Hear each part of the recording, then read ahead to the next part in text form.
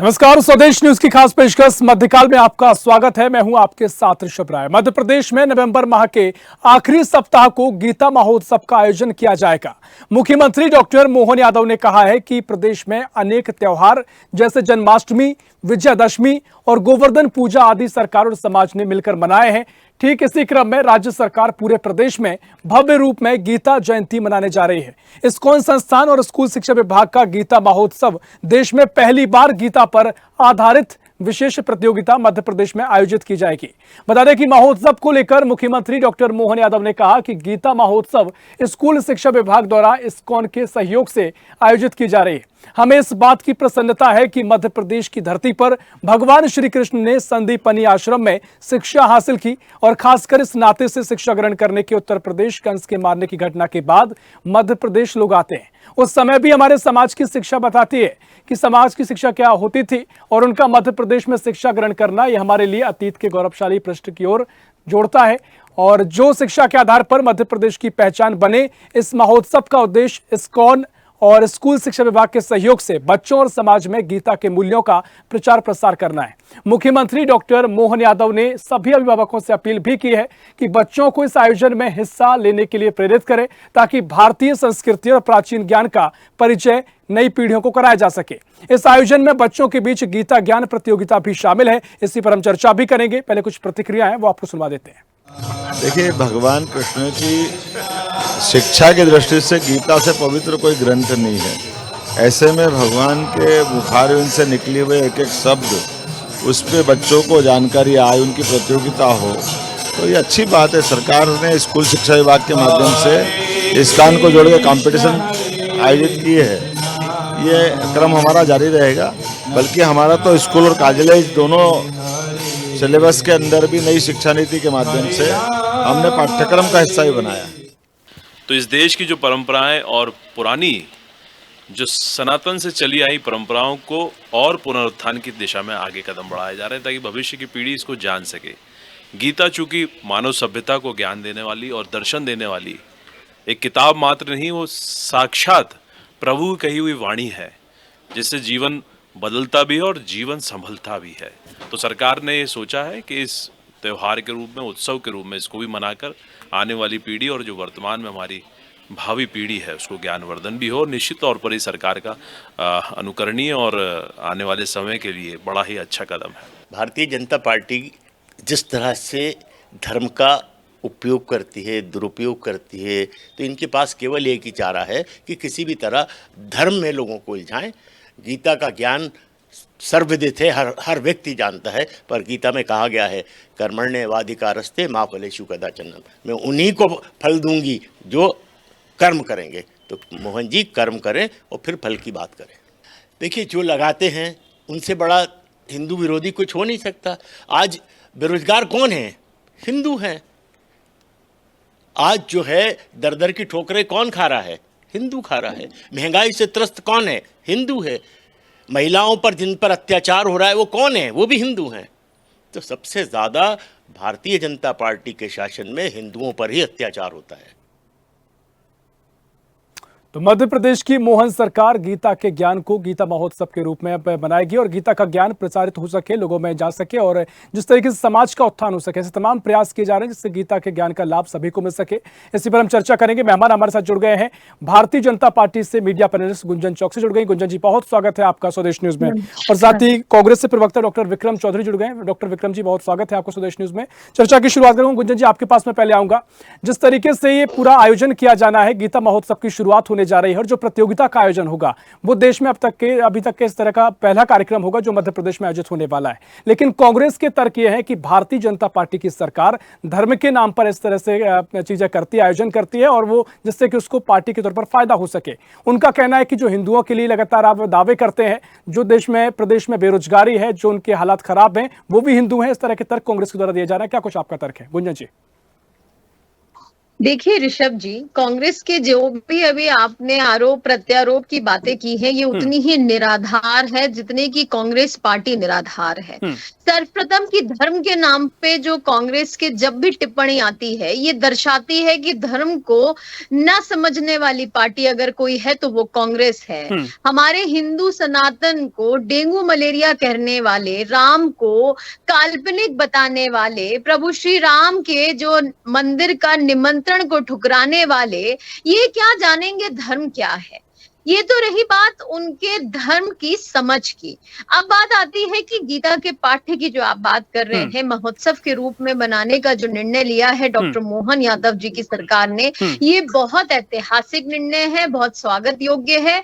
और मैं बहुत धन्यवाद और आभार देती हूँ कि मैं मोहन यादव जी ने जिस तरीके के निर्णय लिए हैं, ये दर्शाते हैं कि हमारी धर्म के प्रति आस्था क्या है, भावना क्या है और हमारी युवा पीढ़ी के तरफ हमारे दायित्व क्या है। हाँ। देखिए, गीता को धर्म से जोड़कर जो कांग्रेस देखती है, ये पूर्ण रूप से निराधार इसलिए है क्योंकि ये सिर्फ एक नैरेटिव सेट करने की कोशिश करते हैं, विभाजन का नैरेटिव, हिंदू मुसलमान करने की कोशिश करते हैं। कभी देश को धर्मों के नाम पे बांटते आ रहे हैं, कभी जाति के नाम पे बांटते आ रहे हैं, कभी रंगों के नाम पे बांटते आ रहे हैं। और अगर कोई ऐतिहासिक कदम उठाती है सरकार, तो उसमें भी ये नेगेटिव नैरेटिव सेट करने की कोशिश कर रहे हैं।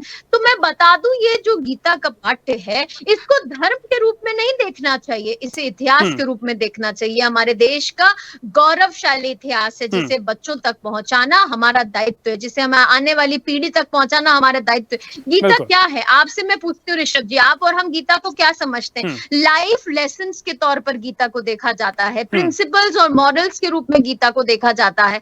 अगर गीता में हमारे आने वाली पीढ़ी के लिए लाइफ लेसन्स है, मोरालिटी के लेसन्स है, प्रिंसिपल के लेसन है, तो उसको आप धर्म से कैसे जोड़ सकते हैं? अगर आपको धर्म से जोड़ना भी है तो बुराई क्या है, तकलीफ क्या है? अगर हिंदू धर्म, सनातन धर्म का पाठ्यक्रम पढ़ाया जा रहा है तो कांग्रेस की जो तकलीफ है, यही दर्शाता है कि कांग्रेस वोट बैंक के लिए अपने धर्म को भी पीछे नहीं छोड़ती। कांग्रेस वोट बैंक के लिए, अपने धर्म के लिए भी जिस तरीके से आरोप प्रत्यारोप लगाती है, ये बहुत दुखद है, ये बहुत निंदनीय है। बोलने में मुझे शोभा नहीं देता, लेकिन जब हमारे देश का इतिहास मुगलों का है और हमने अगर मुगलों की पढ़ाई की है तो कांग्रेस को उससे ऐतराज नहीं था। लेकिन अगर आज हम गीता की पढ़ाई की बात करते हैं, महोत्सव के रूप में बात करते हैं, पाठ्यक्रम के रूप में बात करते हैं, तो कांग्रेस को तकलीफ होती। ये दर्शाता है इनका दोहरा चरित्र, ये दर्शाता है इनका विभाजन की रणनीति, और यही दर्शाता है कि किस तरीके से ये हमारी जनता के सेवक नहीं बल्कि जनता के खिलाफ खड़े रहने वाली पार्टी है। अगर कोई है तो वो कांग्रेस है। ठीक है कुंज जी, तमाम आरोप आपने कांग्रेस पर यहाँ पर लगाए हैं। डॉक्टर विक्रम चौधरी जी, मैं आपके पास आ रहा हूँ। तमाम तरीके से जो आरोप पहले हमने देखे कांग्रेस की ओर, जो कहा गया कि जो जिस तरीके से बीजेपी धर्म की ओर इवेंट कराकर इस तरह के आयोजन का लाभ लेना चाहती है, लेकिन जिस तरह का ये पूरा महोत्सव है, आप जरूर आरोप लगाते रहे हैं, बीजेपी का एक तरीका रहा है राजनीति करने का। तमाम तरीके से वो धर्म को आगे रखते हैं, अपने आप को हिंदुत्व की राजनीति करने की दिशा में आगे बढ़ाते हैं। लेकिन जिस तरीके से ये पूरा आयोजन होने जा रहा है, गीता महोत्सव का आयोजन होने जा रहा है, इसमें क्या आपत्ति हो सकती है? गीता की बात जहां तक है, दुनिया भर में किसी भी धर्म के लोगों को, जैसा कि गुंजन जी ने जिक्र किया, इसको लाइफ लेसन के रूप में लिया जाता है, तो इसमें क्या आपत्ति होनी चाहिए? सवाल क्यों राजनीतिकरण इसका क्यों किया जा रहा है? विक्रम जी, मेरी आवाज आ रही है अब तक? जी सर, पहली बात तो ये है कि गीता को हम जितना मान्यता देते हैं और स्वीकार करते हैं, उसमें हम प्रतिस्पर्धा की बात नहीं कर रहे कि उनको ज्यादा पता है कि हमको ज्यादा पता है। ठीक है। लेकिन आपने और जो प्रवक्ता महोदय ने जो आरोप लगाए हैं कि हमें इससे आपत्ति, हमें तो कोई आपत्ति नहीं। किसने कहा कि हमें आपत्ति? पहली बात भाई, हमने इस तरीके की महोत्सव की शुरुआत तो कांग्रेस ने की थी। खजुराहो महोत्सव है, कालिदास महोत्सव है। क्या कांग्रेस के समय कुंभ मेले के भी आयोजन होते थे तो सफलतापूर्वक किए। हम पे तो कुंभ मेलों के आयोजन के भ्रष्टाचार के आरोप भी नहीं लगे हैं। पिछली बार जब कुंभ में मेला लगा था तब कितना जबरदस्त भ्रष्टाचार हुआ था, किसको नहीं पता है।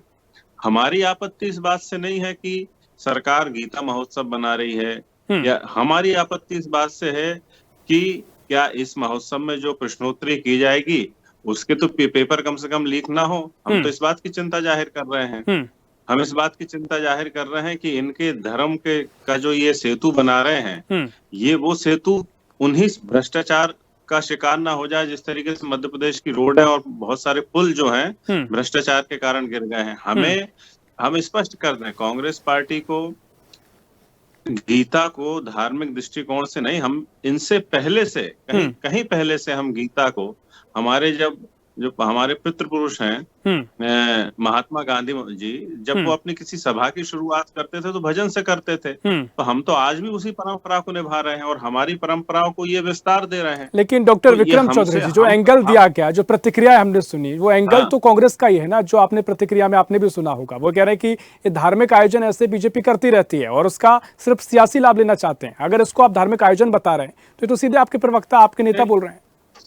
हाँ, तो ये तो धार्मिक आयोजन तो है ही, हमें कोई आपत्ति नहीं कि आप धार्मिक आयोजन करें। एक विपक्ष और जिम्मेदार विपक्ष के नाते हम ये चाहते हैं कि हमारे जो 10वीं और 12वीं में जो शिक्षा का जो स्तर इतना गिर रहा है, 50% से ज्यादा बच्चे फेल हो जाते हैं, स्कूलों में छात्रवृत्ति नहीं पहुंचती समय पे, शिक्षकों की बहुत बुरी हालत है, आए दिन शिक्षकों की सरकार सड़क पे मारती रहती है, नियमितीकरण नहीं कर रही है। तो हमारी चिंता, यानी कुल मिलाकर आप ये कह रहे हैं कि गीता महोत्सव से जिस तरीके से पूरा आयोजन होने जा रहा है, इससे कांग्रेस को कोई आपत्ति नहीं। जो आपके नेताओं के जो बयान देखने को मिले हैं, आप उनको कहें कि अलग बता रहे हैं। नहीं, हमारे नेताओं के बयान को आप अलग बता रहे हैं। जो मैं कह रहा हूँ, विक्रम जी, आप क्या सुन के ही कह रहा हूँ।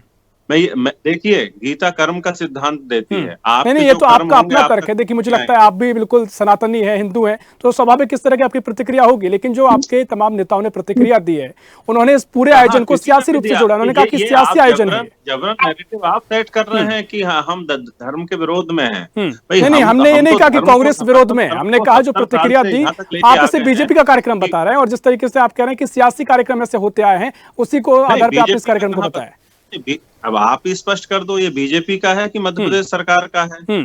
आप बताइए किसका कार्यक्रम है ये? चलिए ठीक है, आपके प्रवक्ताओं की बात आप नहीं मान रहे, ठीक है, चर्चा को हम आगे बढ़ाएं। गुंजन जी। नहीं, हम ऋषभ जी मान रहे हैं। देखिए कितनी हास्यप्रद है विक्रम जी की बातें कि पहले वो कहते हैं कि इस तरीके के राजनीतिक कार्यक्रम तो हमने किए हैं, ये अपने ही नेताओं के खिलाफ आज बयान दे रहे हैं। लगता है विक्रम जी आज पार्टी लाइन लेकर नहीं आए हैं कांग्रेस से, कि जिस तरह कांग्रेस ने धर्म के नाम पे सिर्फ मजाक उड़ाया है। लेकिन आज मुझे खुशी है कि विक्रम जी समर्थन दे रहे हैं।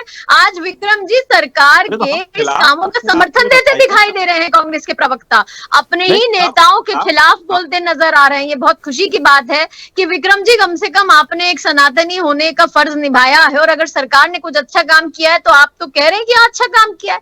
आप तो ये कह रहे हैं कि ये सारे काम हमारी सरकार भी करती थी। लेकिन आपके नेता शायद कुछ और बोल रहे हैं। तो शायद कांग्रेस की पार्टी लाइन आप ठीक से लेके नहीं आए प्रवक्ता जी। पर मुझे बहुत खुशी है कि अगर कुछ अच्छा काम हुआ है तो उसको बढ़ावा देने में ऐतराज नहीं होना चाहिए। हर संवेदनशील मुद्दे पर राजनीति नहीं होनी चाहिए। अच्छे कामों को बढ़ावा देना चाहिए। आने वाली पीढ़ी आपकी भी है, मेरी भी है। उन पीढ़ी को अगर हम अच्छे संस्कार देने की सरकार बात कर रही है तो आप उसको स्वागत करना चाहिए, तो जो शायद आप कर भी रहे हैं आज, लेकिन आपके नेता नहीं कर रहे हैं। अफसोस बात ये है। तो आपके नेताओं को शायद आपसे भी कुछ सीखना चाहिए और अगर स्वागत वाली कोई चीज है तो जरूर स्वागत करनी चाहिए। ठीक है। और दूसरी बात, ठीक है, आपने तमाम बातें कही, आपने तमाम जिक्र भी किया। जैसे पहले जो बाइट आई उसमें रोजगार का जिक्र था, वो सारी चीजें अपनी जगह लगातार आप मुद्दे उठाते आए, मंच का विषय होता है। लेकिन इस पूरे कार्यक्रम के जरिए जो गीता का ज्ञान बच्चों में जाएगा, समाज को प्रचार प्रसार करने की जो बात इस्कॉन और स्कूल शिक्षा विभाग से करी गई है, तो ये तो मुझे लगता है इसमें कोई आपत्ति नहीं होनी चाहिए। इसमें तो पूरा स्वागत योग्य फैसला भी है। पत्रकार होने के नाते मैं भी स्वागत करूंगा और मुझे लगता है कांग्रेस को भी आपत्ति नहीं होनी चाहिए। आपकी आवाज शायद प्रॉपर नहीं आ पा रही है विक्रम जी। मुझे लगता है कोई तकनीकी खामी से दुरुस्त करने की हम कोशिश करते हैं। देखिए गुंजन जी, जिस तरीके से तमाम आरोप लगाए गए हैं, रोजगार की बात भी कही गई, उनका सीधा तौर पर जो कांग्रेस का कहना है या फिर जो एक मंशा है वो यह है कि स्कूलों की शिक्षा को लेकर उनके नजरिए से हालात खराब है। इस तरह के आयोजन जरूर होते हैं लेकिन उन शिक्षाओं की व्यवस्थाओं पर भी काम किया जाए। हालांकि अब जो विषय आज का चर्चा का थोड़ा अंतर हो जाता है, ऐसी चर्चा हमने पहले भी की है। गुंजन जी मेरी आवाज आप तक पहुंच पा रही है? जी मेरी आवाज पहुंच रही है आप तक? जी आपकी आवाज को सुन पा रहा हूं। मेरी आवाज भी आ रही है आपको? जी विक्रम जी आपकी आवाज भी दुरुस्त हो गई है। ऋषभ जी आवाज आ रही? जी आपकी आवाज पहुंच पा रही है। ऋषभ जी आवाज आ रही? विक्रम जी देखिए, जो भ्रष्टाचार के आरोप कांग्रेस ने लगाए हैं, तो पहले मेरा सवाल है कि भ्रष्टाचार अगर किसी ने किया है और भ्रष्टाचार का पर्यायवाची अगर कोई है तो वो कांग्रेस है। जिस तरह मैं कितने ऐसे उदाहरण दूं, अगर 15 महीने की सरकार की भी बात कर लूं, मैं जो मध्य प्रदेश में 2018 में कांग्रेस की बनी थी, वो सिर्फ भ्रष्टाचार का बलि चढ़ चुकी थी। आप मुझे बताएं जिस तरह धनराशि मिली। मुझे बोलने दीजिए विक्रम जी। तो जिस तरीके से भ्रष्टाचार हुआ था, ये दर्शाता है कि कांग्रेस में भ्रष्टाचार एक चरम सीमा जिसे कहते हैं, वो उस सीमा तक अगर भ्रष्टाचार हुआ है तो वो कांग्रेस में हुआ है। भ्रष्टाचार के उदाहरण, क्या राहुल गांधी जी नेशनल हेराल्ड भूल गए? क्या राहुल गांधी जी 2G स्कैम भूल गए? क्या कोयला घोटाला भूल गए? क्या कॉमनवेल्थ घोटाला भूल गए? ऐसे अनगिनत घोटाले हैं कि अगर मैं लाइन से बोलने लगूंगी तो शायद पूरा डिबेट कम पड़ जाएगा। भ्रष्टाचार की जो आपने बात बोली थी, ये सिर्फ आप उस सब्जेक्ट से भटकाने की कोशिश कर रहे हैं। ठीक है विक्रम जी, देखिए आपने अपनी बात रखी, लेकिन विक्रम जी जो बातें आपने कही थी, आपने इस मुद्दे से हटके तमाम सवाल खड़े किए, वो उनका जवाब दे रहे हैं कि भ्रष्टाचार तो आपके कार्यकाल में हो, उनके अपने तर्क हैं। उनके अपने तर्क हैं। आपने जो सवाल खड़े किए थे रोजगार को लेकर या शिक्षा को लेकर जो आप बात कर रहे थे, हालांकि हमारी चर्चा आज गीता महोत्सव पर है, लेकिन आपने जो सवाल खड़े किए थे वो कह रहे हैं कि कांग्रेस के कार्यकाल में जो भ्रष्टाचार हुआ है वो ज्यादा हुआ है। महाकाल लोक किसके सरकार में गिरा? पिछले 10 साल से मोदी जी की सरकार है, उन्होंने एक भी भ्रष्टाचार के आरोप जो इन्होंने मैडम ने गिनवाए हैं उनमें से एक भी सिद्ध हुआ क्या? आप इनसे बोलिए कि कुछ नया भ्रष्टाचार के आरोप लेके आए। मोदी जैसा आदमी भी यदि कांग्रेस के खिलाफ भ्रष्टाचार नहीं सिद्ध कर पा रहा है तो फिर निरर्थक है कि नहीं ऐसी बातें करना। महाकाल लोग गिर रहा है 50। विक्रम जी थोड़ा सा बीच में टोकूंगी कि आप हमारे देश के प्रधानमंत्री के लिए बात कर रहे हैं, तो थोड़े सा मैं उम्मीद करूंगी कि आप इसी देश के नागरिक हैं, तो प्रधानमंत्री के पद की गरिमा को ध्यान रखेंगे और उनको अगर आप संबोधन देंगे तो कम से कम उन भाषा शैली में करें कि भारत के नागरिक को भी एक गर्व महसूस हो। आप किसी व्यक्ति विशेष का ध्यान न रखें, आप कम से कम पद की गरिमा को बना के रखें। हिंदी भाषा उन्हीं से सीख रहे हैं, इसलिए आपको नहीं, अगर आप उनसे सीख रहे होते तो शायद ये संबोधन नहीं दे रहे होते। आप मोदी जैसे आदमी जिस तरीके से आप भाषा शैली इस्तेमाल कर रहे हैं, मैं इसको चलिए ठीक है, मुद्दे पर आते। विक्रम जी थोड़ा ध्यान रखिए चीजों का। जिस तरीके से वो कह रही तमाम जो आरोप लगा रही है उस पर मैं चाहूंगा प्रतिक्रिया आप जाए। नहीं, आप मुझे बताइए, इनके आरोप तो ये खुद ही इनके नेता खंडित कर रहे हैं। आप मुझे बताइए कांग्रेस पे इन्होंने जितने भी आरोप लगाए क्या एक भी सिद्ध हुआ? कोर्ट ने सारे आरोप और भ्रष्टाचार सब निरर्थक माने।